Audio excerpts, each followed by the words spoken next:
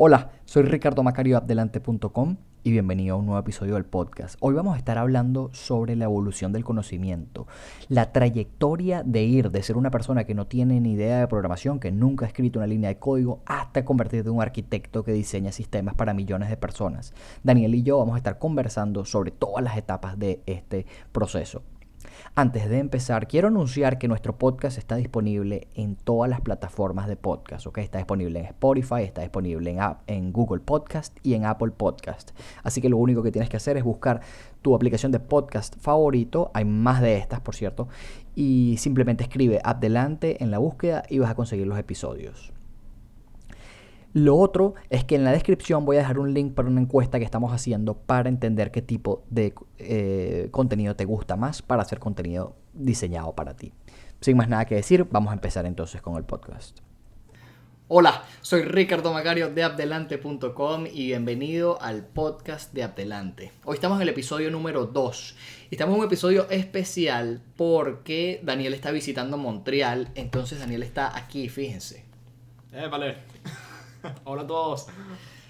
Tenemos a Daniel hoy aquí entonces en Montreal, entonces buenísimo porque nuestra conversación hoy va a ser en persona, ¿ok?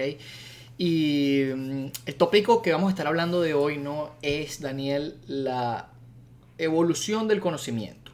Cómo uno pasa, ¿verdad? De ser una persona que no sabe programar a ser una persona que empieza a diseñar, digamos, arquitecturas de Amazon, por ejemplo, ¿no? De sistemas de miles de personas. Sí. Entonces, básicamente eso es lo que queremos cubrir hoy. Y antes de eso, mira, suscríbanse al canal, la gente aquí ve los videos, no sé qué, y la gente no se termina suscribiendo. ¿Qué está pasando? Vamos a suscribirnos, ¿ok? ¿Qué opinas, Daniel? Lo necesitamos como parte del canal. Esta comunidad ha crecido muchísimo y queremos que siga creciendo. Y eso es lo que realmente nos motiva a sacar contenido de la mejor calidad. Así es. Así que por favor, suscríbanse al canal. Y bueno, nada, vamos entonces a entrar en el tópico, Daniel, ¿no? Yo creo que el primer punto que tenemos que tocar es... Hay un momento, ¿verdad? En la vida en que sientes cierta atracción por las computadoras, ¿verdad? Algo te empieza a llamar y dice, este es tu camino, ¿no? Y Sí. tienes alguna pasión, algo se despierta en ti que te atrae a esto. ¿Tú recuerdas cuándo sucedió esto, cuándo te pasó esto a ti?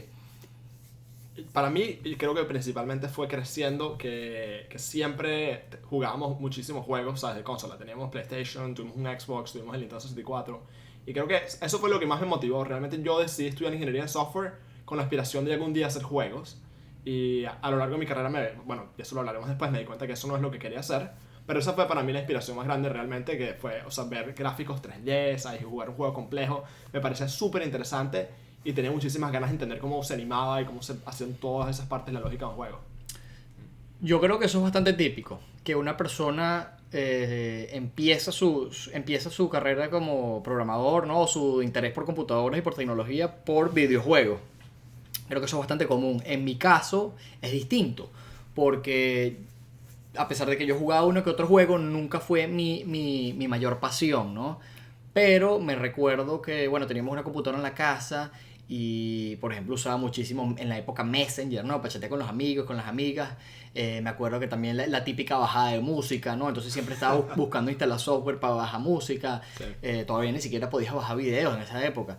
El internet era lentísimo. Pero por alguna razón, ¿no? Uno se empieza a utilizar la computadora cada vez más, juegos, Messenger, no sé qué. Y bueno, definitivamente me llamaba la atención. Pero para mí, mi momento en el que de verdad sentí, digamos, una pasión impresionante fue cuando en el bachillerato, en segundo año de bachillerato, tuve una clase de computación. Y en esta clase nos enseñaron programación súper básica en un lenguaje que se llama ni siquiera Visual Basic, QBasic. Una cosa súper ultra primitiva. Y fue la primera vez que a mí me enseñaron, bueno, qué es una variable, ¿no? Qué es una instrucción. Y básicamente fue la primera vez que tuve la oportunidad de escribir código. Y por alguna razón, de verdad que hizo un clic en mí y me llamó muchísimo la atención. ¿Cuándo fue la primera vez que tú tuviste exposición a código o algo así? Casualmente también fue en una clase, Ricardo y yo fuimos al mismo colegio, obviamente, pero yo tuve esa clase igualita, pero me recuerdo que nos enseñaron Visual Basic, creo que no sé si habían mejorado un poco la clase, Sí. y nos mandaron un assignment que era básicamente crea un juego de el ahorcado, ¿sabes? Ese juego que tienes unas letras que son las cajas y tú vas eligiendo para... y si te equivocas tantas veces te mueres. Y fue programar ese juego la primera vez que realmente entendí cómo se estructura un programa. Y también fue algo así que te abre los ojos como que esto es demasiado genial. Esto es demasiado genial. Sí, mi reacción fue igualita. A mí en mi caso no fue el horcado, aunque puede ser que también lo hicimos, pero me recuerdo que el que más me impactó fue el proyecto final. El proyecto final fue La Vieja. Había que hacer el juego de La Vieja, ¿no? Tic-tac-toe. Y me recuerdo que el proyecto era multiplayer, pues habían 2 personas que jugaban, entonces tú escogías, no, yo pongo la X aquí, tú pones el círculo y tal. Y me acuerdo que se acabó el año escolar y en esa época estábamos viajando a Argentina, teníamos un viaje a Argentina de vacaciones. Y me acuerdo que mi objetivo era como que hacer La Vieja que fuera inteligente, o sea, que jugaras contra la computadora. Entonces estaba yo tratando de desarrollar una inteligencia artificial, entre comillas, ¿no? De La Vieja, para que me ganara. Y sí, no sé por qué, por alguna razón me enganchó tanto y me encantaba tanto la programación en esa época que ese fue mi proyecto. Y ese verano, pues lo que me acuerdo tratar de hacer esto, que al final no lo pude lograr, ¿no? Simplemente era hardcodeado, como que bueno, si él pone aquí, hay más chance que gane si pongo aquí. Pero bueno. No, casualmente me recuerdo que cuando Ricardo hizo esa inteligencia artificial de La Vieja, lo programó para que La Vieja siempre ganara. Entonces nos ponía a Diego y a mí, a nuestros hermanos, a nuestros otros hermanos a jugar. Entonces siempre que al ibas a ganar La Vieja, ella ponía 2 piezas a la vez y te ganaba. Entonces era bien cómico porque era imposible ganar. Sí, ya ni me acuerdo bien exactamente cómo funcionaba. Pero bueno, definitivamente ahí fue la primera vez y había un clic, ¿no? Entonces definitivamente hubo algo, una pasión, algo que nos llamó la atención. Que dijimos, yo creo que parte es la magia, ¿no? De crear algo. Porque desde pequeño siempre recordaba que me gustaba crear cosas, ¿no? Crear como hacíamos experimentos y hacíamos cosas con cuerdas y jugábamos en el jardín, no sé qué. Y había algo que me llamaba la atención de crear cosas. Y al fin y al cabo la programación lo que te permite es crear cosas, ¿no? Crear cosas que, bueno, a veces son abstractas, a veces son digitales, pero al fin y al cabo puedes interactuar con eso. Creo que eso es lo que más me engancha a mí, la habilidad de crear. Lo siguiente, ¿no? Es que en esa etapa, yo me acuerdo que mis compañeros en la clase les costaba muchísimo. La gente le cuesta muchísimo esa primera etapa, ¿verdad? Se les explota el cerebro. En tu caso fue igual. ¿Qué tal eran tus compañeros de clase en eso? Exactamente igual. O sea, era imposible. Incluso para mí, yo recuerdo lo complicado que era simplemente romper. O sea, te dan la tarea, te dicen, tienes que hacer un juego del ahorcado. Ajá. Y tú no sabes por dónde empezar, no sabes cómo romper eso en tareas que puedas completar. Y es en parte porque no conoces bien el lenguaje, no conoces bien, ¿sabes? Los fundamentos de cómo programar, ¿sabes? De lo que es un loop, lo que es una variable. Pero poco a poco fui aprendiendo y de verdad que le puse muchísimo esfuerzo y saqué el proyecto para adelante. Pero sí recuerdo que era extremadamente difícil simplemente saber por dónde empezar. Sí, esa parte a mí también definitivamente al principio me pegó igual. Y creo que hay gente que le pega más que a otra, ¿no? Como todo. Hay gente que se le hace más fácil algo que a otra persona. Pero yo creo que ahí en esa etapa inicial están pasando 2 cosas, ¿no? Está la habilidad de poder partir un problema, como tocas de decir, ¿no? El problema del horcado. Bueno, ¿qué tengo que hacer? Tengo que primero que nada tener una palabra y luego voy revelando pistas de esa palabra y le voy pidiendo data al usuario, ¿no? Entonces es como esa habilidad, esa concepción de poder partir el programa en tengo una palabra, pido información, voy chequeando si esa información si esa letra estaba en la palabra. Esa lógica de poderla decir, ¿no? De poderla hablar. Esa es una fase. Y la siguiente fase es poder traspasar esa lógica que tienes en la mente, escribirla en el código, ¿no? Entonces, están pasando 2 cosas. Claro. Y si no sabes partir el problema en partes pequeñas, no vas a poder expresarlo con un lenguaje de programación. Exactamente, sí. Y también, o sea, porque el problema también como principiante es que tienes 1000 preguntas, ¿sabes? Tú entiendes lo que tienes que hacer, necesitas, ¿sabes? Tener la palabra guardada en algún lado, pero tú no entiendes si lo tienes que guardar como, o sea, en qué estructura lo deberías guardar para accesarla, ¿sabes? Para poder sacar las pistas de allí. Y después tú te dices, ajá, y el usuario ahora tiene que, ¿sabes? Elegir letras. ¿Cómo hago eso? Tengo que mostrar las 27 letras o 26 letras del abecedario, o sea, tienes todas esas preguntas. Entonces sí tienes que resolver bastante por tu cuenta, ¿sí? Sí, y yo creo que un consejo para un principiante no sería, yo creo que mucha gente a lo mejor se enfoca directamente en la parte del lenguaje de programación, ¿no? Y se les olvida ese otro componente que es la habilidad de poder partir un problema. Sí. Entonces creo que que a veces lo llaman la habilidad lógica, ¿no? Esa habilidad hay que trabajarla también, esa habilidad también se puede desarrollar, ¿verdad? Entonces, recordarse de que puedes practicar la habilidad de partir problemas y luego poco a poco vas aprendiendo también la parte de programación, pero no te olvides de esa parte de poder partir problemas, ¿no? Luego, bueno, una vez que, digamos, logras superar esto, ¿no? Logras adquirir cierto nivel en el que puedes partir problemas y tienes cierta habilidad de expresar esos problemas en código, entras a la siguiente etapa, ¿no? Y la siguiente etapa es generalmente, ¿no?, cuando te topas con estructuras de datos. Y aquí se complica la cosa otra vez. También. ¿Por qué tú crees que las estructuras de datos son tan difíciles de aprender? Porque, o sea, yo considero que los fundamentos de un lenguaje de programación son muy sencillos de conocer, ¿no? Lo que es una variable, lo que es un condicional, un loop y una función. Esas son básicamente las 4 partes que uno tiene que conocer, ¿no? Cierto. Realmente. Pero entonces una estructura de datos se vuelve tú estás creando una abstracción que bueno, envuelve todas estas piezas, ¿no? Y creo que gran parte del problema de por qué la gente no logra entender una estructura de datos es porque no te dan ejemplos buenos de para qué se utilizan, ¿no? Por ejemplo, te dicen, tienes lo que se dice un stack, ¿no? Como si fuera una torre de platos, ¿verdad? Que solo puedes sacar un plato de arriba y poner un plato encima de la torre. Simplemente el hecho de que no te dan buenas explicaciones de para qué sirve esto, no te permite en tu cerebro, por ejemplo, hacer las conexiones de que, ok, un stack lo puedo utilizar para, por ejemplo, resolver un problema como que... De priorización. De priorización, exactamente, sí. O sea, es difícil porque... Yo creo que estás en el camino porque es algo es abstracto. Sí. ¿No? Y la manera en que lo enseñan generalmente es muy abstracto, no lo traen al mundo real. Entonces sí, tienes un árbol binario que si no sabes lo que es, si nunca lo has visto, ¿verdad? Imaginarte y visualizar un árbol binario en tu cerebro es muy complicado. Es como visualizar una ecuación, ¿no? No es algo que puedes ver inmediatamente. Entonces, si trajeran un poco lo del árbol binario al mundo físico, ¿no? Si lo pintan, o incluso si tienes objetos con los que puedes jugar con el árbol binario físicamente, creo que lo haría un poco más fácil. De nuevo, porque no te estás enfocando directamente en el código, sino te estás enfocando en la habilidad de comprender y explicar en un árbol binario, ¿verdad? Que luego el lenguaje de programación simplemente te permite expresarlo en código. Exacto. Pero las estructuras de datos, ¿verdad? Es algo que generalmente lo encuentras si vas por el camino de una universidad. Pero hay muchos programadores que no van por camino de universidad y son extremadamente exitosos, ¿verdad? Uh-huh.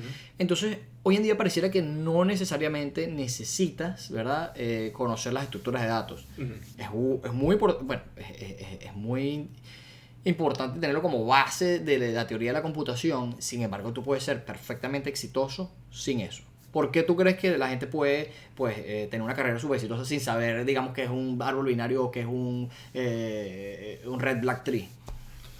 O sea, realmente depende de la complejidad de los problemas que estés resolviendo, obviamente, pero yo considero que todos esos conocimientos de las estructuras de datos son bastante teóricos, ¿no? Y realmente cuando estás haciendo algo en la práctica, terminas usando estructuras súper sencillas que no necesariamente reflejan todo eso que estudiaste en la universidad de optimizaciones y por qué esto es mejor que eso en tal escenario. O sea, yo sí creo que es muy importante conocerlo, pero también veo cómo es posible ser exitoso sin realmente tener un conocimiento profundo en todas las estructuras de datos.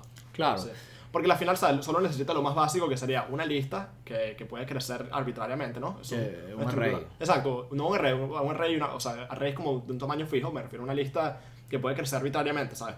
Sí, pero cuando vas... Esa es otra cosa, perdón que te interrumpa, que en los lenguajes modernos muchas de estas cosas ya están implementadas, ¿no? Exacto, sí. Un array en JavaScript crece todo lo que tú quieres que crece. Exacto. Una operación, por ejemplo, de sortear un array, ¿no? De ordenar un array en cierto orden, ya el lenguaje te da el método para hacerlo. Claro, entonces, en cierta forma no tienes que saber implementarlo desde cero. Sí, no tienes que reinventar la rueda ahí, obviamente. O sea, hay tantas librerías que están creadas por expertos y están optimizadas o sea, hasta no poder más, que te resuelven todos esos problemas. Entonces no hay por qué... O sea, es genial entender, y yo considero que ese es el siguiente paso realmente para llegar a... ¿Sabes? Si realmente quieres tener una carrera técnica por muchísimos años, tienes que entender cómo funcionan esas cosas, pero no es necesario. Yo creo que no es necesario. Yo creo que... de hecho, si estás tratando, digamos, de conseguir trabajo de la manera más rápida posible, ¿verdad? Yo diría que incluso yo no lo priorizaría. Yo no le pondría prioridad a eso, porque para conseguir trabajo necesitas tener la habilidad de poder crear algo, ¿no? Porque a ti te van a pagar para que crees algo, bien sea una página web, bien sea una API, bien sea una aplicación móvil. y a la hora de usar esto, no vas a usar esta teoría de la computación, ¿verdad? Está por debajo de la superficie, pero puedes sobrevivir perfectamente sin saberlo. Sí. Sin embargo, eventualmente en tu carrera es importante que le eches un vistazo y que tengas cierto conocimiento de lo que está pasando ahí. No te lo tienes que saber de memoria, pero saber más o menos, bueno, el árbol binario hace esto, el B-tree hace esto, los métodos para ordenar hacen esto, ¿verdad? Como tener cada uno en su casilla. Sí, sí, definitivamente. O sea, si tu objetivo es conseguir un trabajo lo más pronto posible, o sea, lo que yo me enfocaría es en construir proyectos. Realmente, ¿sabes? Enfocarte en cosas que te interesen y no pierdas tiempo en la teoría porque no te va a llevar muy lejos. ¿Sí? Exactamente, exactamente. Y eventualmente, cuando tengas tiempo o si tienes ese interés y quieres llevar tu conocimiento al siguiente nivel, vas y te metes con la teoría. Sí, pero realmente en mi día a día, o sea, programando en Amazon, pues realmente sí me enfrento bastante a problemas en los que tienes que decir, ok, tengo este problema, estos son los constraints, como las limitaciones que tengo que enfrentarme, y tienes que pensar en qué estructura de datos es la que mejor resuelve el problema. Pero no estoy hablando de implementar una estructura de datos, sino elegir una. Elegir una. Exacto, Okay. eso es lo más importante, como conocer sus capacidades de cada una para poder tomar una buena decisión que no se vuelva, como le dicen, el cuello de la botella en tu programa, porque todo se vuelve muy lento debido a esa decisión, ¿entiendes? Claro. Entonces, no tienes que entender cómo funciona por detrás, pero tienes que saber cuándo tienes que usar cada una. Excelente. Sí, creo que ese es el mejor punto. Creo que esa es la mejor recomendación que les podemos dar entonces. Entonces, la recomendación es no necesariamente saber implementarla desde cero, ¿verdad? Pero saber que para qué problemas tengo que usar un árbol binario, por ejemplo. Exactamente. Sí. Entonces, por ejemplo, ¿sabes? En un contexto tipo Java, si tienes, por ejemplo, una lista, ¿no? La lista, un linked list, no te da acceso inmediato en un índice de la lista, pero un array sí te da acceso inmediato. Ese tipo de diferencias son elementales conocerlas, obviamente, para escribir un programa que tenga una buena barra de nivel, pues. Claro, claro, claro. Ok, entonces fíjate que hasta ahora, ¿no? Hemos ido un recorrido en el que primero no sabíamos nada de computadora, no sabíamos nada, de repente algo nos llamó la atención, ¿verdad? Sí. Bien sea, creo que a mí fue la habilidad de crear, y para ti fue más como esa pasión por los videojuegos, Sí. ¿no? Entonces no sabíamos nada, algo nos llamó la atención, ahí construimos unos fundamentos, variables, funciones, ¿qué más dijiste tú? Condicionales Condicionales y loops, y básicamente. loops, Sí. exactamente, esas son las 4 herramientas fundamentales, ¿no? Y desarrollamos eso. Luego, fíjate cómo el conocimiento se va expandiendo cada vez más, ¿no? Luego, a partir de esas 4 piezas fundamentales, se construyen entonces las estructuras de datos, ¿no? Ujú. Si es que vas por camino a universidad y te enfrentaste a eso, perfectamente tu camino puede ser directamente a otro. Y luego viene, ¿no? Yo creo que otra fase fundamental, que es cuando empiezas a depender de otros servicios. Por ejemplo, de una Sí. base de datos, ¿no? Sí. Porque antes tu código generalmente era un solo archivo, ¿no? O pueden ser múltiples archivos. Sí. Pero ese era tu código. Y ya, el juego de la vieja, ¿no? Es un solo conjunto de archivos. Pero ahora te están diciendo, no, mira, para continuar escalando, ahora necesitas... La información del juego de la vieja se pierde cada vez que el programa se apaga. Sí. Entonces, o la guardas en archivos o la guardas en una base de datos. ¿Ok? Si estás por un lado web, entonces ya tu código, ni siquiera tu código corre en tu computadora, tu código corre en un servidor en algún lado. Entonces empieza esa complejidad porque ahora tu cabeza tiene que acostumbrarse a no son solo estos archivos, sino que estos archivos se comunican con otros servicios. Exacto. Y aquí yo me acuerdo que yo sufrí muchísimo en la universidad. Me acuerdo que las primeras veces que tenía que conectarme a una base de datos era imposible. Como que, ¿cómo es esto? ¿Cómo me conecto? Que la credencial, root, el puerto. Muchísima confusión a la hora simplemente de hacer una conexión a una base de datos. ¿Qué opinas tú de esta fase en la que se unen todos estos factores? O sea, yo también llegué a ese punto en la universidad, después de creo que, por ejemplo, un año programando. Entonces te empiezas a preguntar como que, ajá, yo quiero crear un servicio. Ajá. Y obviamente no puedo tener, ¿sabes? 1 millón de elementos en este array, entonces necesito una base de datos. O sea, Claro. llega un momento que llega esa necesidad de que, ok, ahora necesito tener esta cosa, este servicio que me dé lo que necesito, ¿no? Y dar ese salto es extremadamente difícil. Dificilísimo. Es muy complicado, sí, porque te empiezas a enfrentar a elementos de configuración, de arquitectura, de redes. Entonces, de la nada, estás en tu programa, entiendes tu lenguaje perfecto, y solo para entender, por ejemplo, cómo me conecto a una base de datos por ejemplo, en DynamoDB de Amazon. Sí. Tienes que entender redes, tienes que entender configuración, tienes que entender, o sea, empezar a entender qué pasa si la red se cayó, cómo manejo ese error en mi código. Entonces se abren como 20 puertas a la vez que tienes que explorar y entender. Y es un dolor de cabeza horrible, sí. Me recuerdo que fue dificilísimo dar ese salto, pero eventualmente empiezas a, o sea, ya en tu cabeza tienes una serie de modelos de cómo pensar acerca de una dependencia externa, ¿no? Claro, claro. Sí, poco a poco exponiéndote, ¿no? No queda otra que ahí ese sufrimiento puro. Porque pones ¿no? Que si estás tratando de conectarte a la base de datos, entonces pusiste el puerto mal, pusiste la credencial mal, o la red, pasó algo con la red. Ahí no queda otra que ir intentando, ¿no? Y vas solucionando problemas y tal, y poco a poco vas construyendo ese modelo mental. Sí, o sea, yo creo que el paso más importante ahí y yo lo he hablado muchísimo en todos mis videos, que es muy difícil de entender Ajá. cuando tú tienes tus archivos locales, como tú dices, tengo mi juego corriendo aquí en mi computadora, Sí, pero de repente tienes código distribuido, ¿no? Tienes un servidor y tienes un cliente. exacto. Y entender el modelo cliente-servidor es elemental para dar ese salto a poder usar servicios externos de cualquier tipo. Ese es un buen ejemplo, porque cliente-servidor es un modelo que no necesariamente se limita a la web, sino puede ser un programa hablando con una base de datos, puede ser un navegador hablando con un servidor. Exacto. Son simplemente como formas de comunicación, ¿no? Sí. Y, o sea, yo rompí, en la serie que hice acerca de HTTP, Cierto. rompimos ese problema, ¿no? La pregunta es, entonces tenemos un cliente y un servidor, ¿cómo se comunican? ¿Cómo se ven esos mensajes? ¿Cómo se transportan esos mensajes? ¿Qué es exactamente un framework como Express que está corriendo unas rutas? ¿Cómo funciona un puerto? Que entra un mensaje por un puerto, después un programa lo recibe. Todo eso lo expliqué y estamos rompiendo este problema que es dificilísimo, pero que cuando una vez que lo entiendes es que te abre las puertas a hacer lo que tú quieras, pues.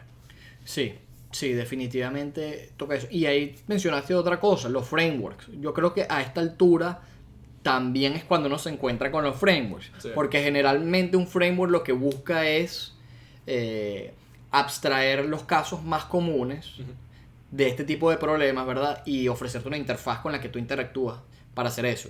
Por ejemplo, cuando en tu curso de APIs con Node.js, ¿verdad? Utilizas Mongoose.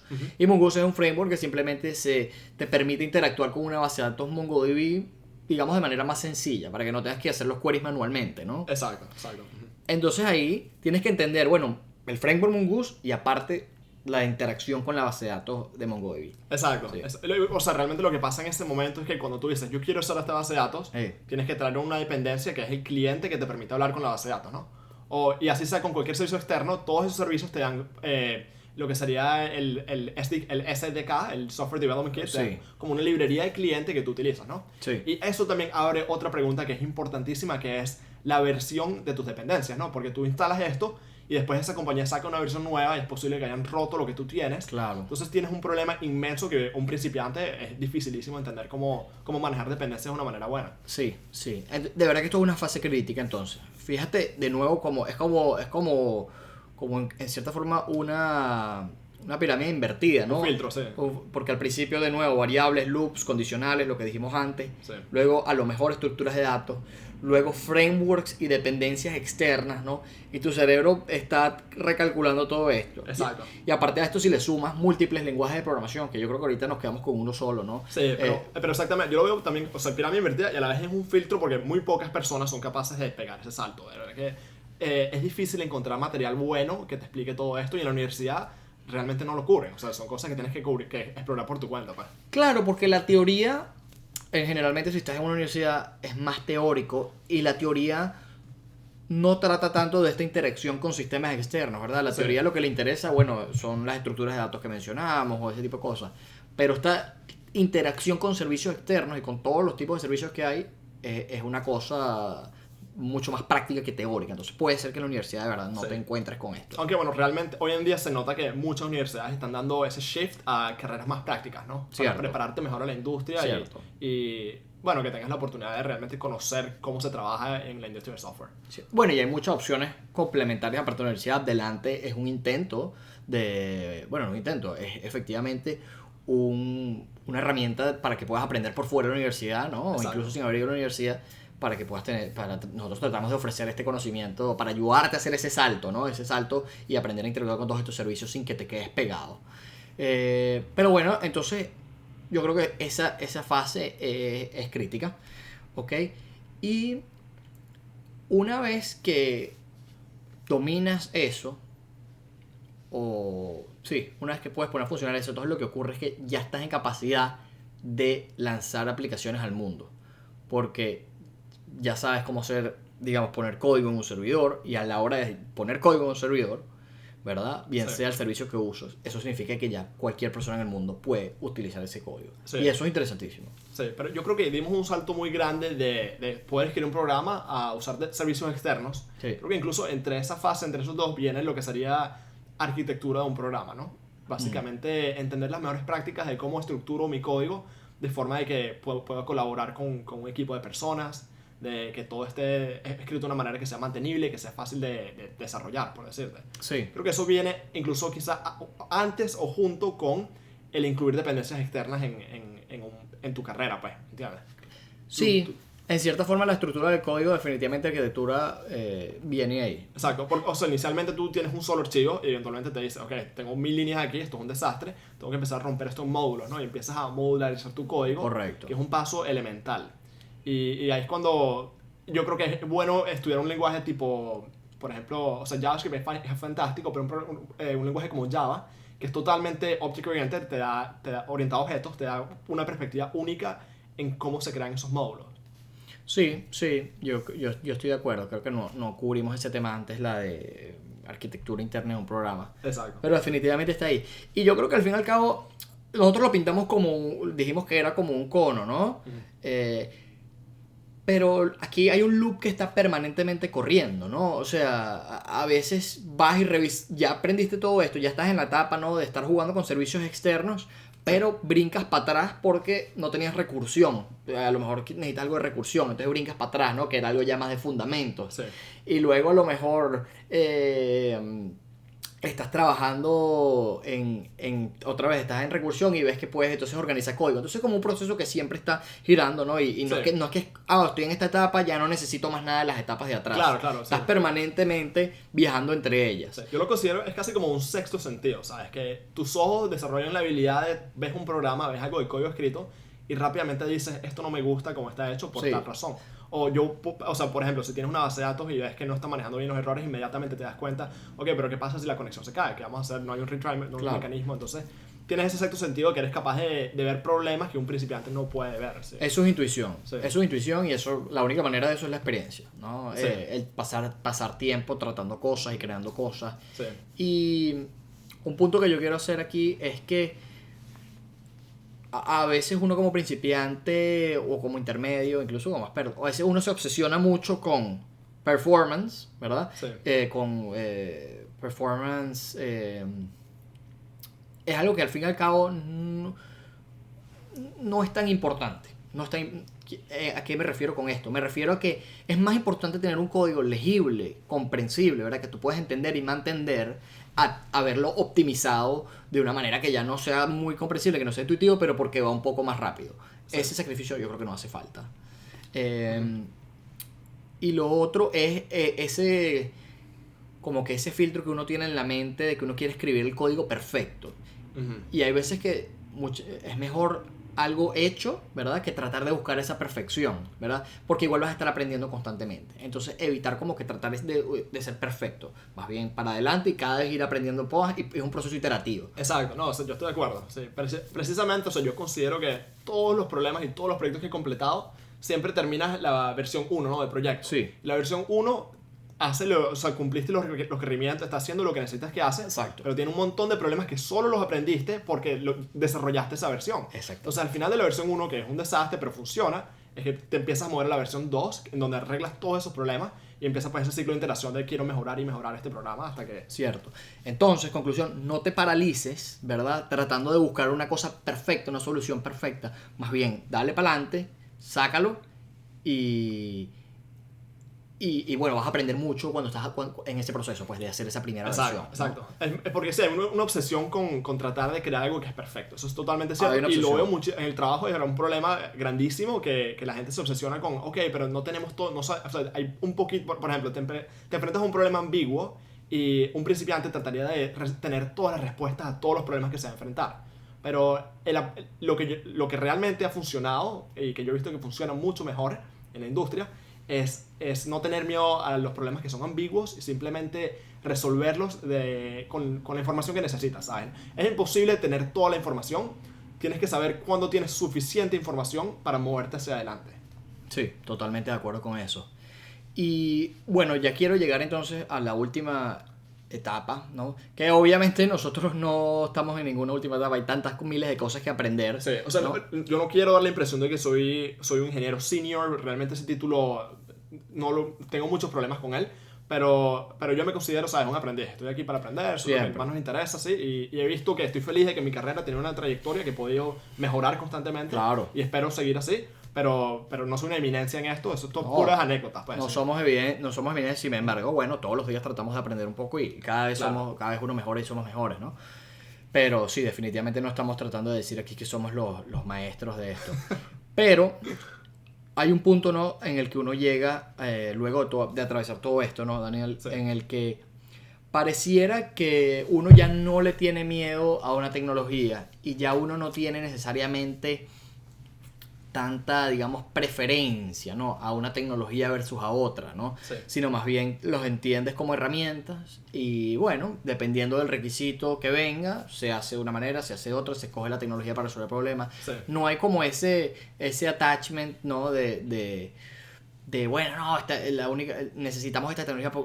¿Sabes? Esa opinión que a veces uno se crea. Sí, sí, claro, claro. O sea, yo recuerdo que como principiante tienes como una obsesión con explorar todos los espacios que te pasan por delante. Sí. Entonces estás estudiando React, pero después alguien te dice Angular, después te dicen Backbone. Y tú como que vas pegando brincos por todos lados sin realmente profundizar en nada, ¿verdad? Exactamente. Y sí, es una obsesión que a lo largo de tu carrera desaparece. Desaparece porque todo se vuelve, ¿sabes? Al final todo es una herramienta en una caja, ¿no? Y la pregunta que te quieres responder no tiene sentido conocer todas las herramientas, sino más bien enfocarte en los problemas que quieres resolver. Ese es el objetivo de esta nueva etapa, pues. Sí, creo que eso es excelente. Sí. Entonces, el objetivo es no conocer todas las herramientas, sino conocer los problemas y luego buscar la herramienta. Exacto. Esa es la cosa, que si en las etapas anteriores has creado unos fundamentos fuertes, ¿verdad? Gracias a esos fundamentos puedes aprender nuevas herramientas mucho más rápido. ¿Cierto? Cierto, sí. Si ya tú aprendiste los fundamentos de JavaScript, de HTML y del DOM, entonces a lo mejor pasar de React a Vue, a Angular, son relativamente similares, ¿no? Exacto, sí.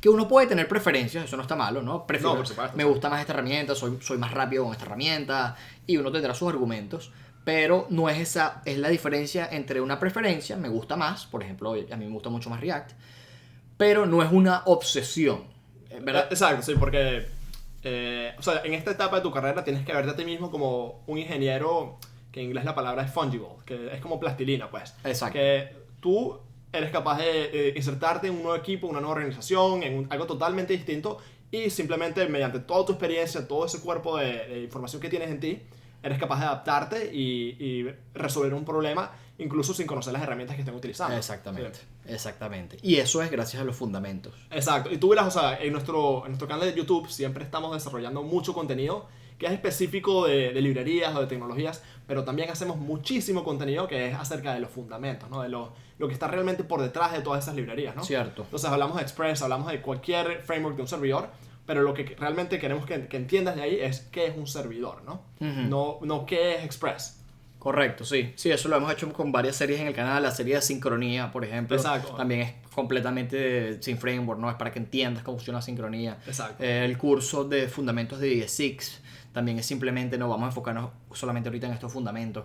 Entonces, definitivamente es una parte de nuestra filosofía, porque podríamos enseñarte Vue y Angular y React y todos estos, ¿verdad? Pero más bien, si te enseñamos fundamentos, te enseñamos a resolver problemas, ¿verdad?